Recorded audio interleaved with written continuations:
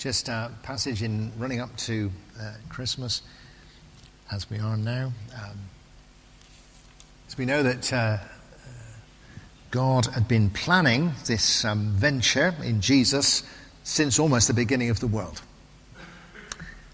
We've talked about the Old Testament and the prophets. This was no last-minute thought, that God had been planning and putting things in place.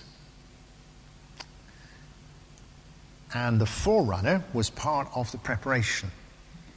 And we just read here this morning from Luke 1:5, the angel coming to Zechariah and announcing the coming of John the Baptist. And during the time when Herod was king in Judea, there was a priest named Zechariah who belonged to the priestly order of Abijah. His wife's name was Elizabeth. She also belonged to a priestly family. They both lived good lives in God's sight and obeyed fully all the Lord's laws and commands. They had no children because Elizabeth could not have any, and she and Zechariah were both very old. One day, Zechariah was doing his work as a priest in the temple, taking his turn in the daily service. According to the custom followed by the priests, he was chosen by lot to burn incense on the altar. So he went into the temple of the Lord, while the crowd of people outside prayed during the hour when the incense was burned. An angel of the Lord appeared to him, standing on the right of the altar where the incense was burned. And when Zechariah saw him, he was alarmed and felt afraid. But the angel said to him, "Do not be afraid, Zechariah. God has heard your prayer, and your wife Elizabeth will bear you a son. You are to name him John. How glad and happy you will be, and how happy many others will be when he is born. He will be a great man in the Lord's sight. He must not drink any wine or strong drink.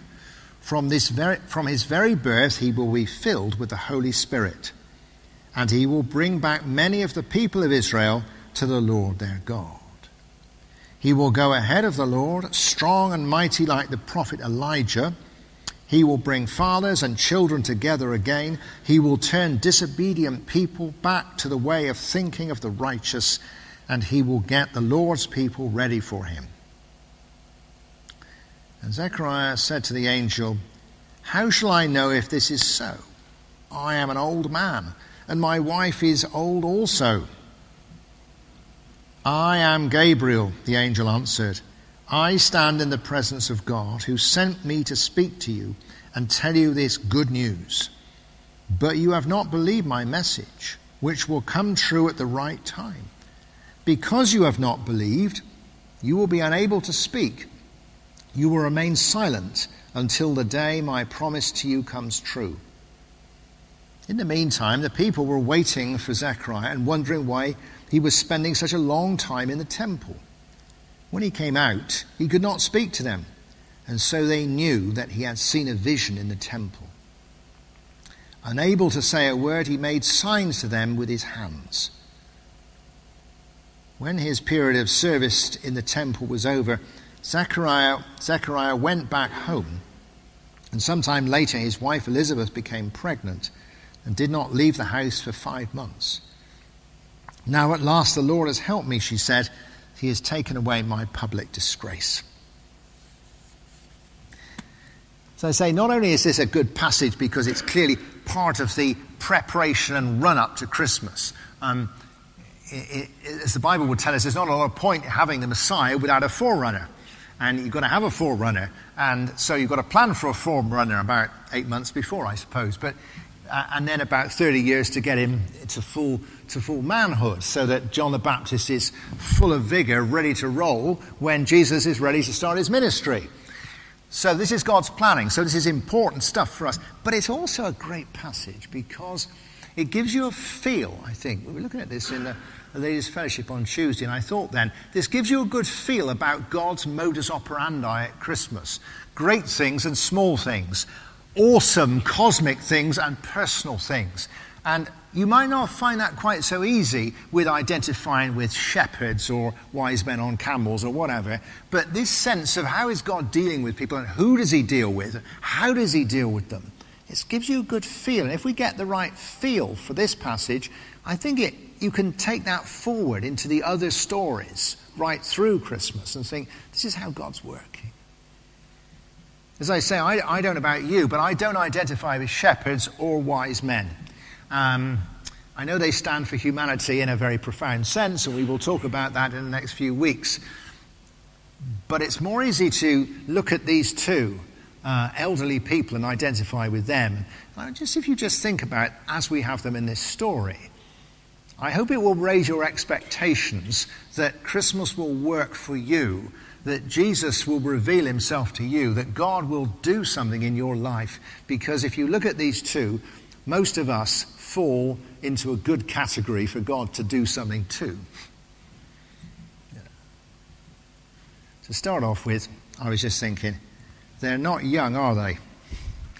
Oh, it's a great thing. Now, I'm not saying you're not all old. I'm not saying you're all old, all right? But let's just say over 30, all right? That's old these days, isn't it? It's getting younger all the time. But these two are very old. I listened to somebody speak in the week about Christmas, and he said, well, Christmas is really all about children. Well, you can see why that's the case, because they run around and make a lot of noise and get excited about presents and that sort of thing. But the Christmas story, apart from the fact that Jesus is obviously a baby and Mary was probably a young girl, adolescent or teenager or whatever, there's no evidence there's any other children in the Christmas story at all. I mean, they might have been running around in Bethlehem, but the wise men were not young. The rest are adults. These two are very old. And the people who celebrate it, people like Simeon, he's extremely old. And Anna, she's even more extremely old. So old people have a good showing in this. And I'm thinking, sometimes you might think, I've done a lot of Christmases, my children and grandchildren, they're the ones who really enjoy it, I do it, and it's not as it was in the past. Do not think that. God sends his angel to old people, or not to young people. It's not just teenagers or whatever it is. It's an all-age thing, really, isn't it?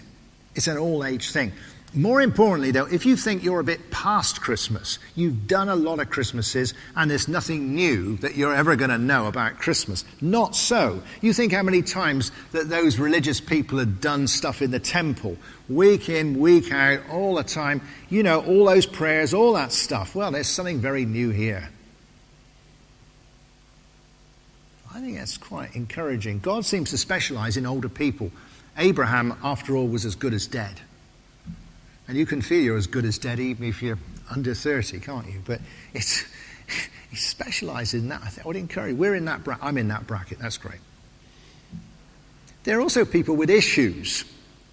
Now, the issues we've got here is that, and serious really, that Zechariah says he hasn't got a son. In those days, it wasn't just not having a son. His wife couldn't have children, so he didn't have any daughters to look after him either.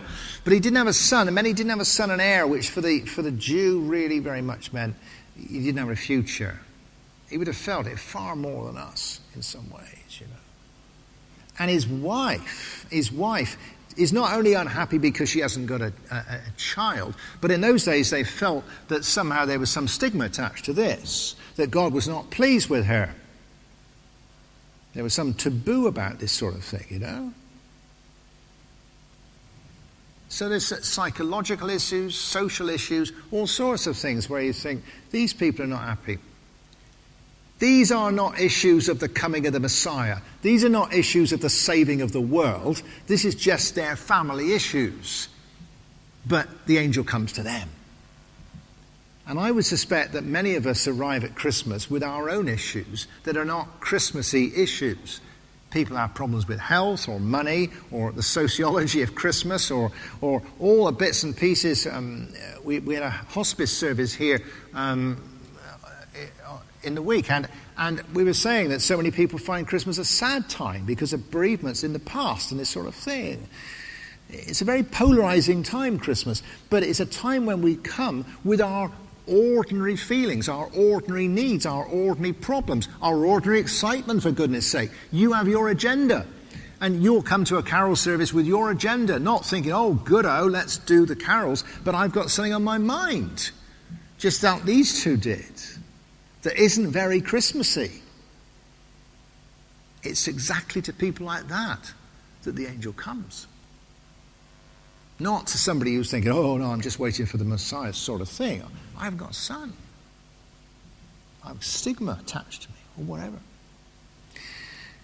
Again, they're not particularly perfect, are they? It's well known that we can do a critique of Zechariah, who's supposed to be a priest who goes into the temple, but he's a man of not a great deal of faith. So when the angel turns up, where you'd expect to see an angel in the temple, he's terrified. I wouldn't have done any better. But he doesn't do that well, does he? He's not super spiritual. He doesn't say, oh God, he says, woo. So he's not absolutely Superman, is he? I think so. And I think that when the angel explains what's going to happen, he says, I don't believe that. How is that going to happen? And the angel says, you haven't believed me, have you? He said, no. In other words, we do not have to be full of faith for God to do anything in our lives. Zechariah does not believe this, but we still finish up with a baby. It's important to contrast him and the Blessed Virgin Mary when she says in faith, be it to me as you will do. That's wonderful, much better, but they both finish up with babies. So you can always find in a church of our size, imagine there's more holy people around you. Somebody's going to be more holy, know more about it. Somebody's going to be ready to receive visions and the touch of God and a blessing and a healing and a miracle than you, who are not particularly holy. Well, it's easy to think that. But if you are short on faith, and if you're not sure about this stuff, like he wasn't, you are just in the frame to be receiving something from God. I think that's very encouraging. And finally, a bit of a topic close to my heart. This all happens to people who are deeply religious, part of the religious establishment, and in a very religious setting. Now, organized religion does not get a good press, both at Christmas and in terms of the ministry of Jesus. On the whole, it rejected Jesus pretty much from the beginning. And representing that, we can say, as we have, that Zechariah does not do well. He's supposed to be a priest, he's burning the incense, he's supposed to be in prayer, he's supposed to be holy, and yet he doesn't really accept what's going to happen.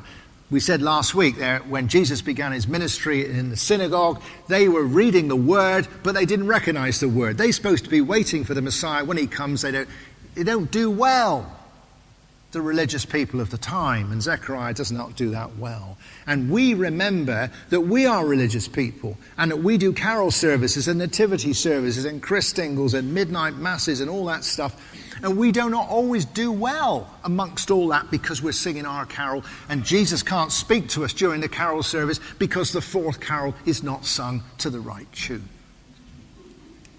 You know? How many of you have gone home with that imprinted on your mind? How dare they play that tune?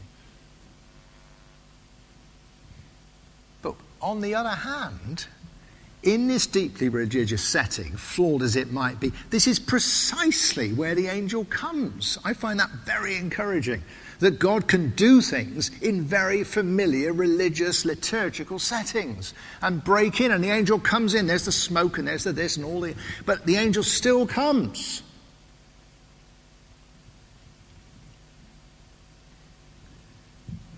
And Simeon and Anna, they're in the temple. And so although it's a secular setting with the stable and what have you, it's surrounded by a religious context. And I would just say to you that the most Christmassy sort of service that we do is a good setting for Jesus to touch you and touch other people. And old Zechariah was a part of the system, you know. He did this burning the incense from time to time and what have you. And yet God still speaks to him. If you are somebody deeply embedded in the church, if you've got a lot of jobs to do, you know, and at Christmas you've got even more jobs to do, you are just in the frame for God to touch you.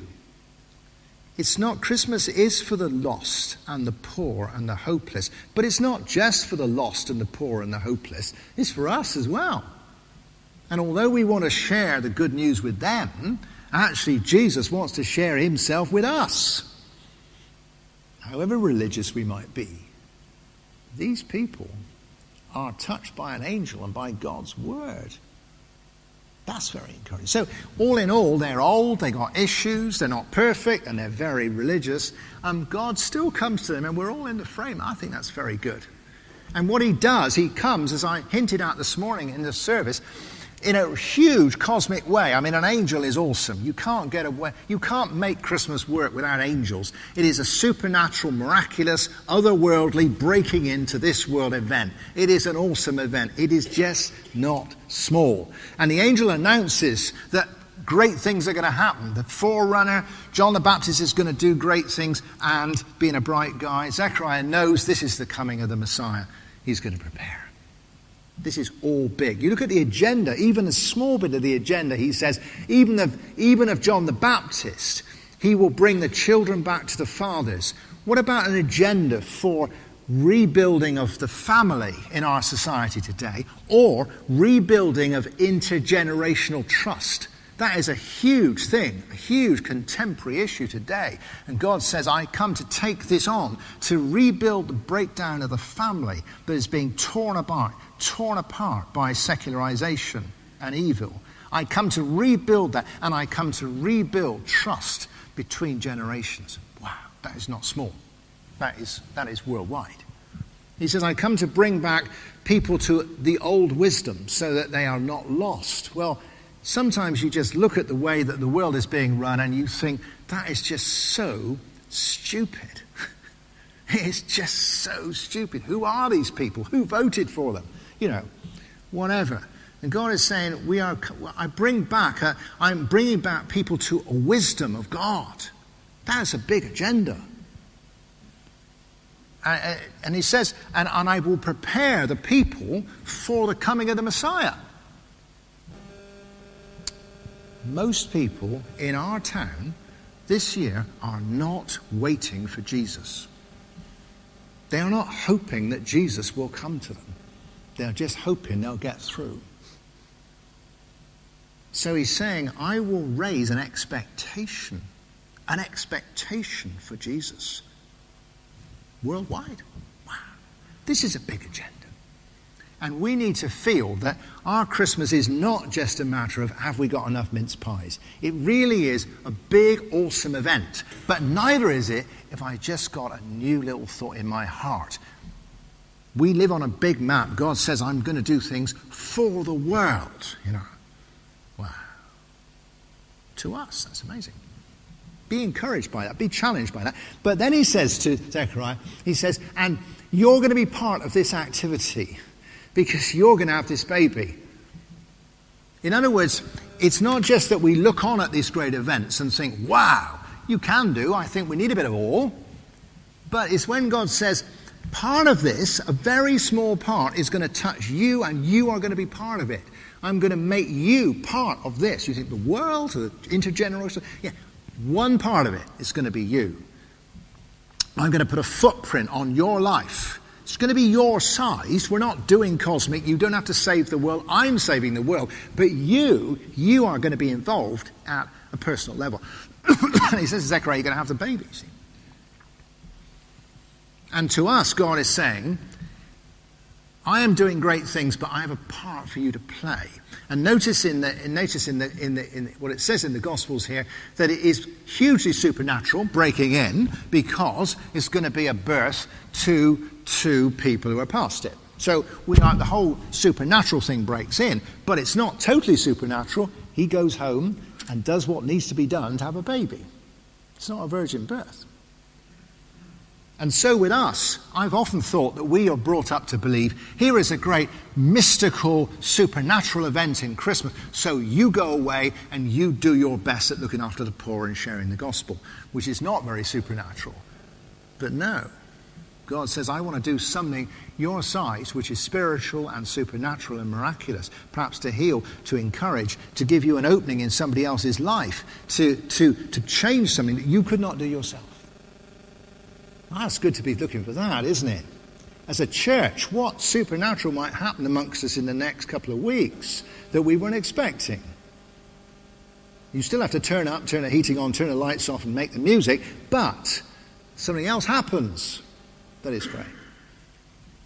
So let us be encouraged that we are caught up in big things which put a footprint into our lives. But finally, I said at the beginning, God deals gently. This business of coming to Zechariah and him having this baby, it's not a means to an end. He doesn't say to Zechariah, I've got a job for you. I know it's going to be painful for your wife. I know it's going to be difficult and all that sort of thing. But actually, in the big scheme of things, we need a forerunner, so you're going to produce one. You might sometimes feel that's like that in the church, don't you? I know it's hard work, but it's all part of a bigger cause. God does not say you are a means to an end. It's wonderful, this passage. Warm. The angel says, before he says, many will be blessed by this child, the angel said, you will be blessed by this child. The Lord has heard your prayer.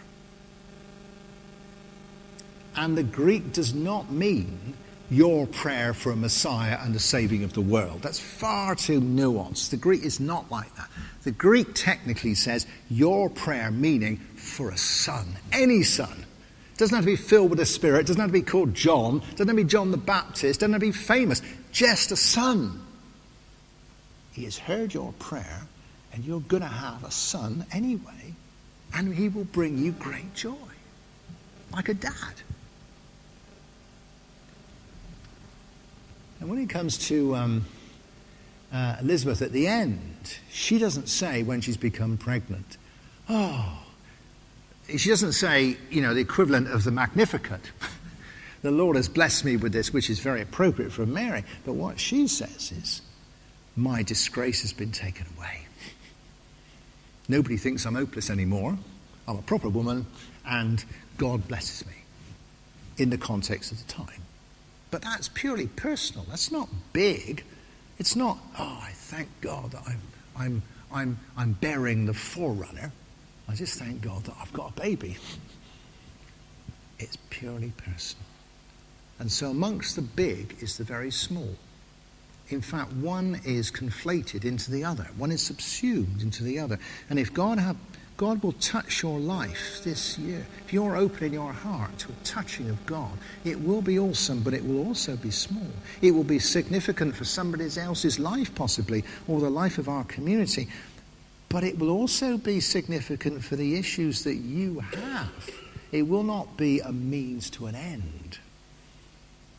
Many may be blessed, but so will you. And so there's the awesomeness and the gentleness, the greatness, focused down like a laser into the very tiny spot of your heart. So be encouraged by this passage. Read it when you go home. Live through Christmas in that light.